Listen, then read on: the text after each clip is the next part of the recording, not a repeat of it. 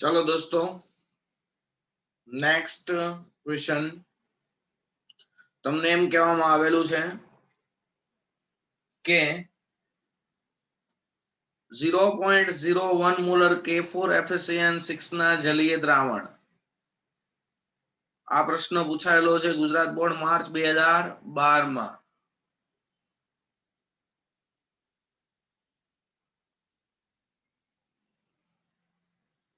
પ્રશ્ન એવું કહેવા માંગે છે કે 0.01 મોલર K4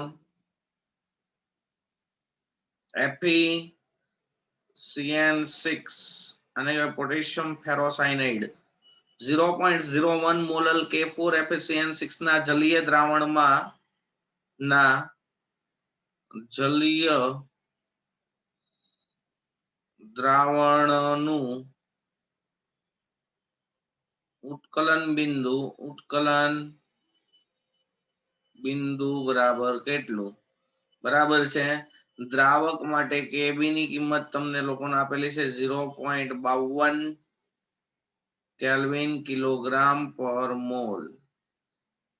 તો જનરલી સ્ટુડન્ટ એટલા ખુશ થઈ જાય, એટલા મજામાં આવી જાય કે સીધું સૂત્ર મારે સાહેબે શીખવાડેલું જ છે, delta TB is equal to KB into M. પણ આ આદર્શ દ્રાવણ માટે હોય, જેમાં રહેલા દ્રાવ્યનું સુયોજન કે વિયોજન ન થતું હોય. બરાબર છે. જો સુયોજન કે વિયોજન થતું હોય તો અહીંયા વન-ટોપ અવયવ આઈ લગાડવો પડે.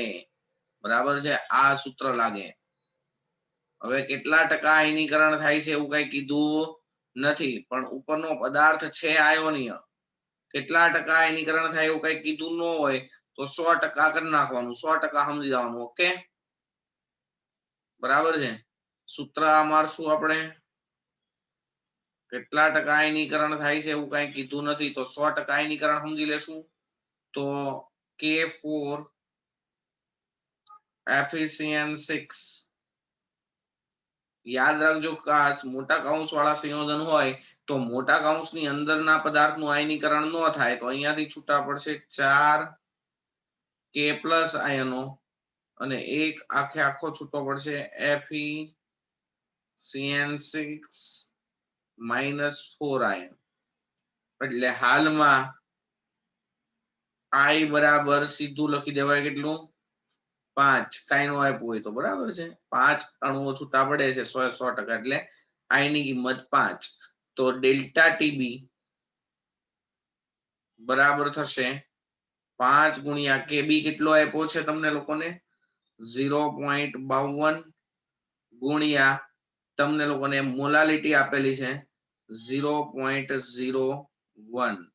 ગણતરી કરો એટલે તમને લોકોને જવાબ મળશે 0.026. આ છે ડેલ્ટા ટીબી. સેલ્સિયસમાં લખો હોય તો સેલ્સિયસમાં, કેલ્વિનમાં લખો હોય તો કેલ્વિનમાં. હવે મારા વાલા વિદ્યાર્થી મિત્રો, ઉત્કલન બિંદુમાં શું થાય? વધારો થાય. તો કોનું ઉત્કલન બિંદુ વધારે હોય, દ્રાવણનું કે દ્રાવકનું? તો કે દ્રાવકમાં દ્રાવ્ય પદાર્થ ઓગાળીને દ્રાવણ બનાવો તો ઉત્કલન બિંદુમાં વધારો થાય, એટલે દ્રાવણનું વધારો, એટલે ટીબી માઇનસ TB0 બરાબર 0.026. TB0 પાણી છે, પાણીનું શુદ્ધ પાણીનું ઉત્કલન બિંદુ TB0 કહો અને 100 ડિગ્રી સેલ્સિયસ લો તો તમારો આન્સર આવશે TB -100 બરાબર 0.026. એટલે આન્સર તમારો આવશે TB. દ્રાવણનું ઉત્કલન બિંદુ 100 સામે જાય એટલે plus 100.026 degree Celsius. It's your answer. Okay, આવડે આવા સિમ્પલ ઇક્વેશન આવા જ પૂછાય. બસ આ ચેપ્ટરમાં બીજું વધારાનું કઈ છે જ નહીં, બહુ સિમ્પલ ચેપ્ટર છે. ચાલો, ત્યારબાદ તમને પ્રશ્ન પૂછાયેલો છે AIPMT મેન્સમાં 2011.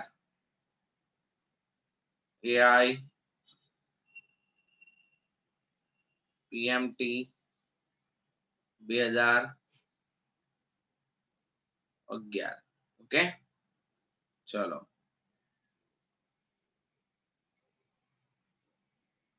AI PMT 2011 હું કહેવા માંગે છે 0.1 મોલર સોરી 0.1 મોલર 0.1 મોલર નિર્બળ એસિડ નું જલીય દ્રાવણ 30% એનીકરણ પામે છે. જોજો 0.1 મોલર નિર્બળ એસિડ નું જલીય દ્રાવણ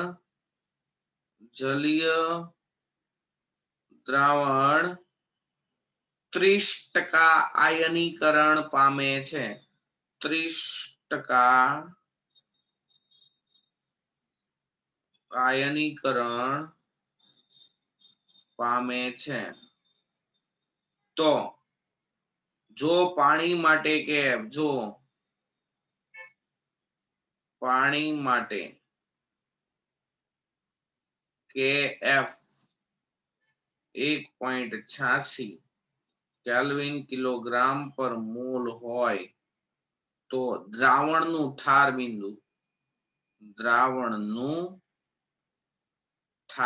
બિંદુ એટલે TF બરાબર કેટલા?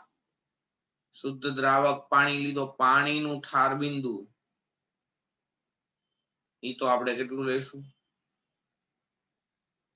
TF0 અને ઈ લઈશું 0 ડિગ્રી સેલ્સિયસ. ઓકે, સેલ્સિયસ માં લઈએ. ચાલો, તો હવે મારા વાલા વિદ્યાર્થી મિત્રો, અહીંયા જે નિર્બળ એસિડ છે ને એનું સૂત્ર આપવું પડે કે નિર્બળ એસિડ કયા પ્રકારનો છે, HX પ્રકારનો છે, HA પ્રકારનો છે કે H2A પ્રકારનો છે. ધારી લો કે અહીંયા HA પ્રકારનો છે, બરાબર, HA પ્રકારનો જ આપેલો છે એવું તમે સમજો. તો તમારી પાસે સૂત્ર થાય આવું થાય, delta TF is equal to I into KF into M. સીધું સૂત્ર મૂકો, બધી કિંમત મૂકો, સીધો જવાબ મળી જાય કે ન મળી જાય? પણ એના માટે I ગણવો પડે. જો 100% આયનીકરણ થાય એવું હોત, HA નું 100% આયનીકરણ થાય એવું હોત તો દોસ્તો હું અહીંયા શું કરી નાખે? તો અહીંયા કરી નાખે 100% H પ્લસ ને 100% A માઇનસ, તો N બરાબર 2 અને I બરાબર 2 લખી નાખા. પણ હાલમાં I બરાબર 2 લખાશે નહીં, N બરાબર 2. I is not equal to 2. Why? કારણ કે નિર્બળ વિદ્યુત વિભાજ્ય છે, 100% આયનીકરણ થતું નથી. કેટલા ટકા આયનીકરણ થાય છે? 30%. તો આયનીકરણ ટકામાં હોય તો એની બદલે આપણે આયનીકરણ અંશ ગુણ્યા 100 થાય. કેટલા ટકા છે? 30. તો 30 બરાબર આલ્ફા ઇન્ટુ 100. તો આલ્ફા કેટલો થશે? 0.3. આ તમને મળ્યો વિયોજન અંશ આલ્ફા. વિયોજન અંશ આલ્ફા ઉપરથી મારા વાલા વિદ્યાર્થી મિત્રો તમને લોકોને મળશે I. 1 ટોપ વિયોજન અંશ આલ્ફા બરાબર I-1 છેદમાં N-1. હાલમાં N બરાબર 2 છે, 0.3 I-1 છેદમાં 2-1 એટલે I1 એટલે થશે I-1 બરાબર 0.3. આ -1 પેલી બાજુ જાય તો પ્લસ થાય. તો દોસ્તો હાલમાં I બરાબર હાલમાં I બરાબર થશે 1.3. હાલમાં I બરાબર થશે 1.3. ઓકે, તો હવે સૂત્ર મારશો તમે લોકો તો આવું થશે, ડેલ્ટા TF બરાબર I 1.3 KF 1.86 ઇન્ટુ મોલાલિટી 0.1. ગણતરી મારો તો જવાબ આવશે 0.24. આ મળી ગયો ડેલ્ટા TF. ડેલ્ટા TF એટલે શું થાય? ઠાર બિંદુમાં ઘટાડો એટલે દ્રાવણનું ઠાર બિંદુ ઓછું હોય તો આપણે સૂત્ર લખશું TF0 માઇનસ TF બરાબર 0.24 TF0 0 ડિગ્રી સેલ્સિયસ લો તો TF બરાબર થશે TF આમ જાય અને અહીંયા તો માઇનસ થઈ જાય minus 0.24 degree Celsius minus 0.24 degree Celsius બોલો કઈ પ્રોબ્લેમ તો આ રીતના તમને લોકોને ક્વેશ્ચન પૂછવામાં આવશે તમને લોકોને એના આન્સર આપતા આવડવું જોઈએ બોલો કઈ પ્રોબ્લેમ ચાલો નેક્સ્ટ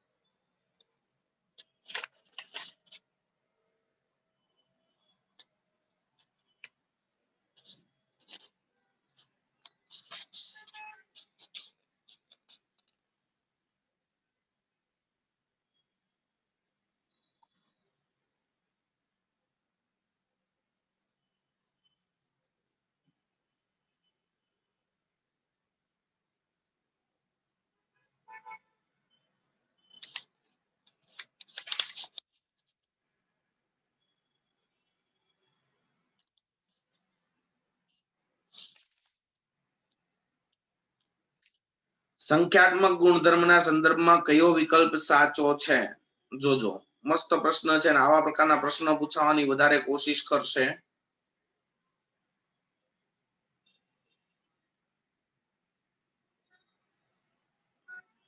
સંખ્યાત્મક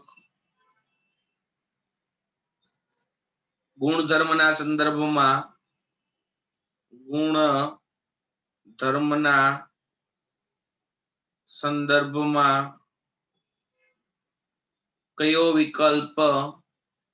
કયો વિકલ્પ સાચો છે બરાબર છે ઓપ્શન તમારો છે એ પહેલો છે ડેલ્ટા ટીબી એટલે આનો મતલબ એવો થાય ઉત્કલન બિંદુમાં થતો વધારો આવું આપ્યું છે 1 મોલલ ગ્લુકોઝ નું જલીય દ્રાવણ બધા જલીય દ્રાવણ છે એટલે હું એક્વિયસ નથી કરતો okay let's than 1 મોલલ NaCl less than 0.2 મોલલ BaCl2 પહેલો ઓપ્શન આવો છે ઓપ્શન બી દો અભિસરણ દબાણમાં થતો ફેરફાર ડેલ્ટા પાઈ એનો જવાબ તમને આપ્યો છે 1% sucrose less than 1% glucose less than 1% urea next option તમને લોકોને આપેલો છે ત્રીજો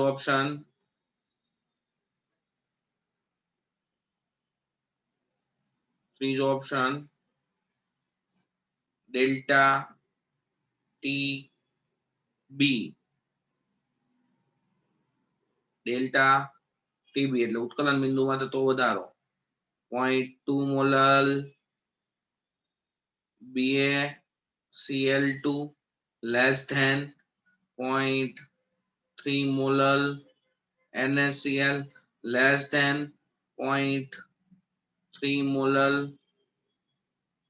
LCl3 અને ઓપ્શન ડી તમને લોકોને આપેલો છે આવો છે કંઈક ઓપ્શન ડી ડેલ્ટા પી એટલે થાય બાષ્પ દબાણમાં થતો ઘટાડો 0.5 મોલલ NaCl less than 0.05 મોલલ sucrose less than 0.05 મોલલ Na2SO4 દોસ્તો આ બધા સંખ્યાત્મક ગુણધર્મ છે અને તમને બધાને ખબર છે સંખ્યાત્મક ગુણધર્મ ઘટક કણોની સંખ્યા પર આધાર રાખે જેમાં ઘટક કણોની સંખ્યા વધારે તેમાં ફેરફારો વધારે તો NaCl માં ટોટલ 2 ઘટક કણ છે તો 0.5 મોલલ ની બદલે કુલ ઘટક કણો થશે 1 મોલલ કુલ ઘટક કણો થશે આમાં 1 મોલલ આમાં કુલ ઘટક કણો થશે 0.05 મોલલ. આનું આયનીકરણ નો થાય.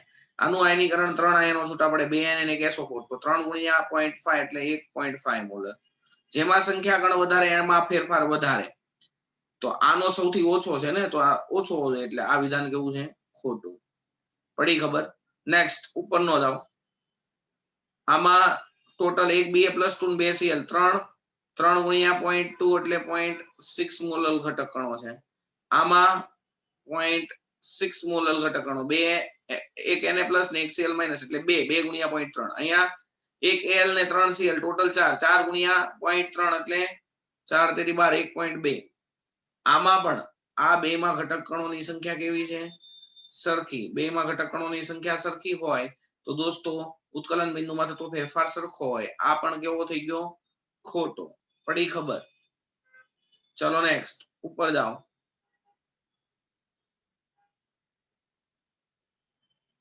તો અહીંયા જો 1% સુક્રોઝ, 1% ગ્લુકોઝ ને 1% યુરિયા. 1% એટલે 1 ગ્રામ 100 ml દ્રાવણમાં 1 ગ્રામ સુક્રોઝ હોય. આમાં 100 ml દ્રાવણમાં 1 ગ્રામ ગ્લુકોઝ હોય, આમાં 100 ml દ્રાવણમાં 1 ગ્રામ યુરિયા હોય. તો આપણે વજન નથી જોવાનું, ઘટક કણો જોવાનું. તો આમાં મોલ ગણો તો 1/342 થાય. સુક્રોઝ નું વજન 1 ગ્રામ, છેદમાં એનો અણુભાર 342. અહીંયા 1/180. અહીંયા 1/, યુરિયાનું આણ્વિક દળ 60. છેદ નાનો હોય એટલે પદ મોટું થાય, અને જેનો મોલ વધારે એમાં સંખ્યાત્મક ગુણધર્મમાં થતો ફેરફાર વધારે. એટલે આ આન્સર તમારો રાઈટ થશે. જ્યારે ઉપરનો પહેલો છે ઈ જો પહેલો, તો એમાંય તે તમને અંદાજ આવી જશે કે શું ખોટું છે. આ ફેરફાર ક્યારે વધારે હોય? ઘટક કણો વધારે હોય ત્યારે. આમાં કુલ ઘટક કણ 1 મોલલ, આમાં કુલ ઘટક કણ 2 મોલલ, આમાં કુલ ઘટક કણ 3 અને ગુણ્યા 0.2 એટલે 0.6. તો આમાં કુલ ઘટક કણો વધારે હોય તો એના ઉત્કલન બિંદુમાં થતો ફેરફાર સૌથી વધારે હોય. એટલે આ વિધાન પણ કેવું છે? ખોટું. ઓકે, તો દોસ્તો ચેપ્ટર નંબર 2 દ્રાવણો અહીંયા આપણે કરીએ છીએ પૂર્ણ. જે કઈ પણ વધારાના સવાલ તમારે લોકોને સોલ્વ કરવાના હોય, મેં તમને ન શીખવાડ્યા હોય એવા હોય તો તમે મને કોન્ટેક્ટ કરી શકો છો. મારો કોન્ટેક્ટ નંબર તમને બધાને યાદ જ છે, મેસેજ આવે છે ગ્રુપમાં, એટલે તમે ગમે ત્યારે કોલ કરી શકો છો. All the best.